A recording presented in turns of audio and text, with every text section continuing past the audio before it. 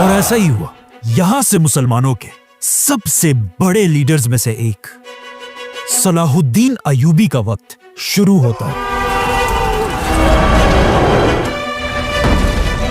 लेकिन वेट, सलाहुद्दीन वो अकेला आदमी नहीं था जिसने जेरूसलम को दोबारा फतह करने की कोशिश की थी, बल्कि सलाहुद्दीन अयूबी से पहले भी कुछ बादशाह ऐसे थे जो फलस्तीन के लिए इन क्रूसेडर से लड़े थे। यहां से कहानी में एक बहुत बड़ा ट्विस्ट आता है। जैसे ही क्रूसेडर्स ने जेरूसलम पर कब्जा किया, उसके बाद जो भी मुसलमान लीडर फलस्तीन के लिए आवाज उठाता था, अचानक वो गायब हो जाता था या उसे मार दिया जाता था। इसीलिए अचानक मुसलमान दुनिया में बड़े बड़े जनरल्स और लीडर्स बिल्कुल खामोशी से कत्ल होने लगे। किसी को समझ नहीं आ रही थी कि आखिर ये हो क्या रहा है और ये कर कौन रहा है। लेकिन चाहे जितना भी बड़ा आदमी हो, उसे आसानी से मार दिया जाता था। तो अब क्वेश्चन ये है, आखिर ये लोग थे कौन? इन लोगों को जाना जाता था इनके बहुत ही यूनिक नाम से, अल हशाशून, जिन्हें इंग्लिश में कहा जाता था द असैसिन्स।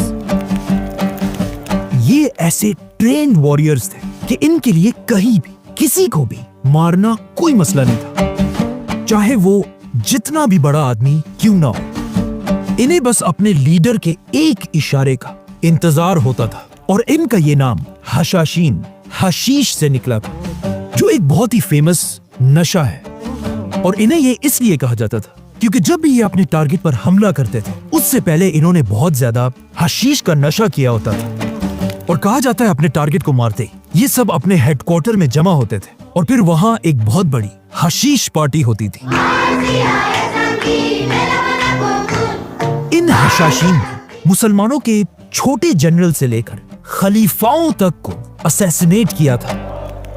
और ये अपने टारगेट्स को इतनी बुरी तरह कत्ल करते थे कि एक बार एक मुसलमान शहर में एक औरत पकड़ी गई और जब उसके घर की तलाशी ली गई तो पता चला कि ये औरत भी हशाशीन की मेंबर है, क्योंकि इसके बेड के नीचे इस औरत ने एक कुआं बनाया हुआ था और जब इसके बेड को हटाया गया, उसके नीचे 40 लाशें पड़ी हुई थी। यहां तक कि मुसलमानों के शहरों में ये बात मशहूर हो चुकी थी कि जो भी आदमी रात तक अपने घर नहीं पहुंचा तो समझो वो गया, क्योंकि रात के अंधेरे में सारी सड़कों पर सिर्फ हशाशीन का कंट्रोल होता था। और ऐसा नहीं था कि किसी ने इनको रोकने की कोशिश नहीं की। जब एक मुसलमान बादशाह ने हशाशीन पर हमले की कोशिश की और अगले दिन जब वो अपने कैंप में नींद से उठा, उसने देखा कि उसके सर के पास एक कागज और खंजर लगा हुआ है, जिसमें क्लियरली लिखा हुआ था कि अगर तुम अपनी हरकतों से बाज नहीं आए तो अगली बार ये खंजर तुम्हारी गर्दन पे होगा। अब जब एक तरफ फलस्तीन मुसलमानों के हाथ से निकल चुका था, मुसलमान छोटे छोटे हिस्सों में टूटे हुए थे और रातों को सड़कों पर हशाशीन का कंट्रोल होता था।